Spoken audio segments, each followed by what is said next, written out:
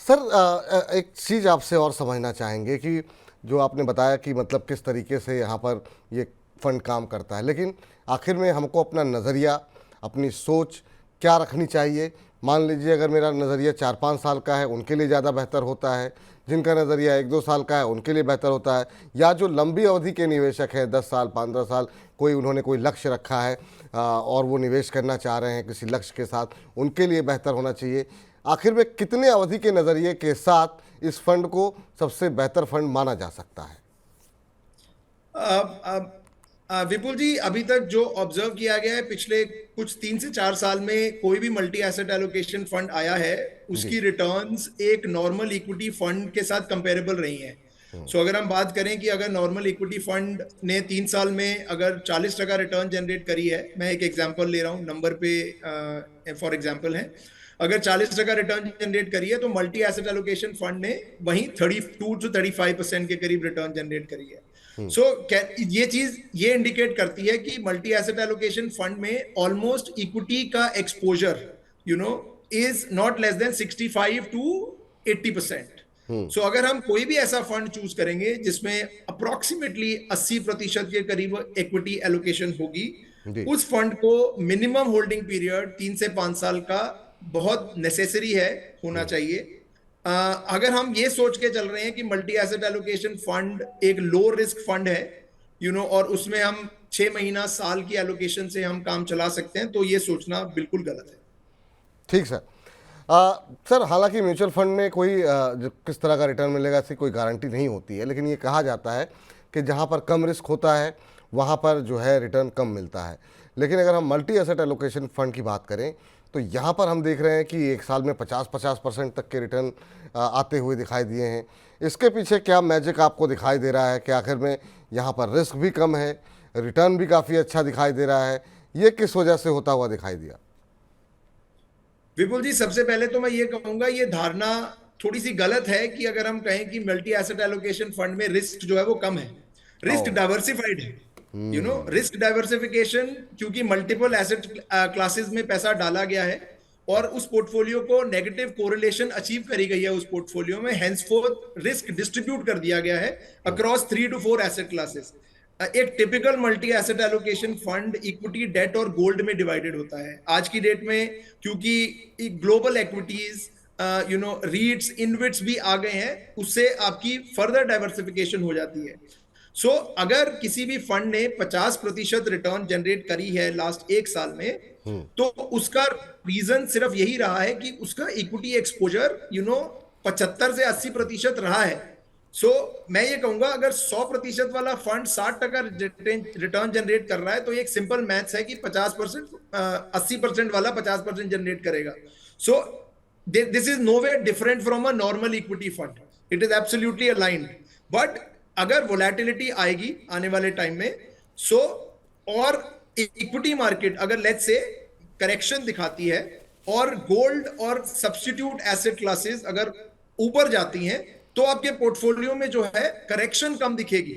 ये चीज के लिए बेनिफिट जरूर है, लेकिन अगर हम सिर्फ रिटर्न के पर्सपेक्टिव से देखें तो बिकॉज ज्यादा इक्विटी एलोकेशन है, हेंसफोर्थ रिटर्न भी 50% के करीब। चलिए चलिए, इस बीच सर बड़ी संख्या में जो दर्शक हैं वो भी हमारे साथ जुड़ रहे हैं और आपसे प्रश्न पूछना चाह रहे हैं, तो एक एक करके कुछ एक प्रश्नों के उत्तर भी दे दें और तभी तक अपने बाकी दर्शकों को भी बता दें। म्यूचुअल फंड से जुड़ा हुआ आपका कोई प्रश्न हो तो आप हमसे डिस्कस कर सकते हैं।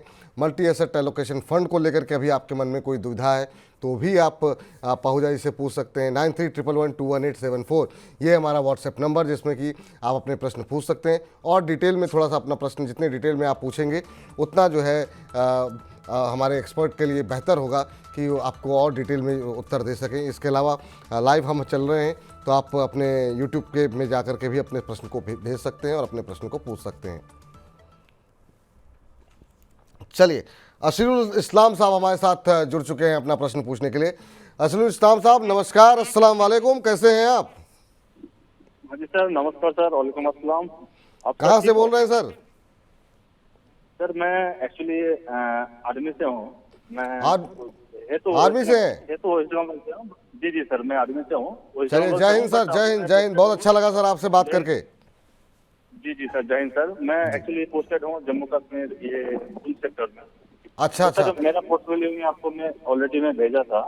जी जी जी। ठीक है, तो मेरा पोर्टफोलियो में एक्चुअली सर कुछ चेंजेस करना है या क्या है, ये मैं ये जानना चाहता हूँ।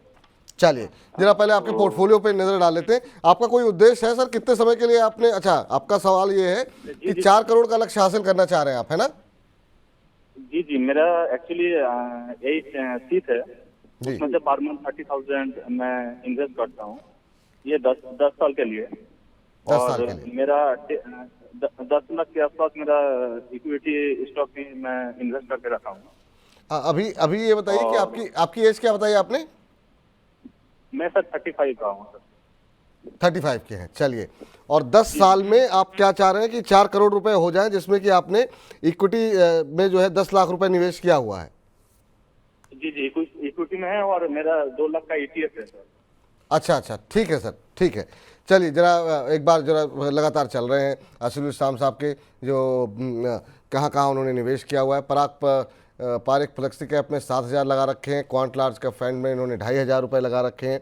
इसके अलावा टाटा स्मॉल कैप फंड में 4,000 हैं। स्मॉल कैप इंडेक्स फंड का एक्सिस फंड है, इनके पास 5,000 रुपये लगा रखे हैं। DSP मल्टी कैप फंड में 3,000 रुपये। टाटा डिजिटल इंडिया फंड में 3,000 रुपये। ICICI प्रूडेंशियल नैस्डैक में इन्होंने 3,000 रुपये जो है इनकी जो है SIP चल रही है, टोटल 30,000 रुपये के आसपास की। सर, 30,000 रुपये की SIP ये कर रहे हैं फ़िलहाल के लिए, और 10 साल में इनका उद्देश्य है कि ये 4 करोड़ रुपए लक्ष्य जो है वो हासिल कर सके। आप इनके पोर्टफोलियो को देख करके असीरुल इस्लाम साहब को क्या सजेस्ट करेंगे? जय हिंद सर, बहुत बहुत धन्यवाद आपका ये सवाल पूछने का।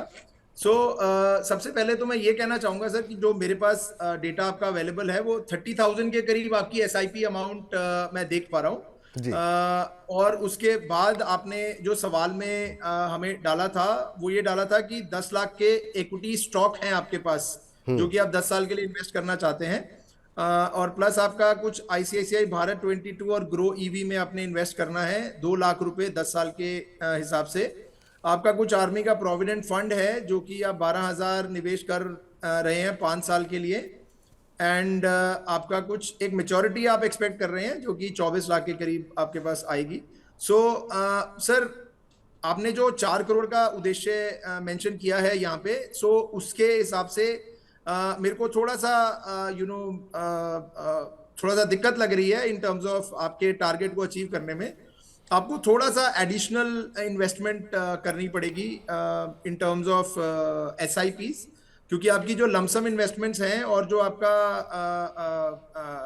SIP नंबर है उससे आप जो टोटल टारगेट अचीव कर पाएंगे वो मैं आपको अभी बता देता हूँ। आपकी मैंने सारी इन्वेस्टमेंट्स को कंसिडर कर लिया, वो करीबन करीबन 2 करोड़ के करीब आप अपना टारगेट अचीव कर पाएंगे। और अगर आप स्टेप अप SIP में ऐड करते हैं अपने पैसे को, तो मैं आपको अभी स्टेप अप SIP का कैलकुलेशन आपको दे देता हूं कि आपकी टोटल इन्वेस्टमेंट अगर आप 10 साल के पर्सपेक्टिव से डालते हैं, मैंने ये सारी कैलकुलेशन 15% पे करी है सर, और 10% का अगर आप इंक्रीमेंटल SIP डालते हैं तो जहां की आप नॉर्मल SIP से 78 लाख बनाएंगे वहीं पे आप अराउंड 1 करोड़ 20 लाख बना लेंगे। आप कुछ नजदीक पहुंच जाएंगे अपने टारगेट से। वेयर एज करंट पोर्टफोलियो और करंट इनफ्लो को मैं देखते हुए अगर मैं बोलूंगा तो करीबन करीबन आप 2 करोड़ का अपना टारगेट अचीव कर पाएंगे। थोड़ा सा डिफिकल्ट लग रहा है सर, थोड़ा सा आपको ऐड और करना पड़ेगा पैसा। ठीक है, तो इस्लाम साहब, उम्मीद करते हैं कि आपको आपके प्रश्न का उत्तर मिल गया होगा। थोड़ा सा आपको और ज़्यादा ऐड करने होंगे जो SIP आपकी चल रही है, क्योंकि जो टाइम लिमिट आपने रखी है उसमें इस टारगेट को पूरा कर पाना थोड़ा सा अभी मुश्किल लग रहा है।